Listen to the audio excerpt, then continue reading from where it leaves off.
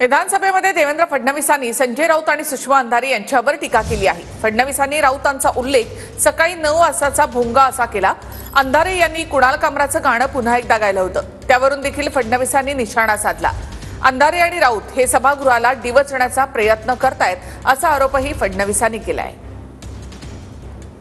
इकडे संविधानाच्या बाता मारायच्या आणि तिकडे संविधानाने तयार केलेल्या सभागृहाचा रोज अपमान करायचा, सकाळी 9 वाजता भोंगा वाजवून या सभागृहाबद्दल काही बोलायचं। शिंदे साहेबांच्या विरुद्ध जे अतिशय खालच्या दर्जाचं वक्तव्य झालं किंवा कविता झाली, त्या संदर्भात आपण इतकी चर्चा केली, सभागृहाने त्याच्यावर आपलं मत व्यक्त केलं आणि याच सभागृहाला डिवचण्याकरता पुन्हा उद्धव ठाकरे गटाच्या एक नेत्या तीच कविता वाचतात। याचा अर्थ काय आहे? तुम्ही इथे बसलेले जे 288 लोक आहेत, तुमची काही औकात नाहीये, हा त्याचा अर्थ आहे।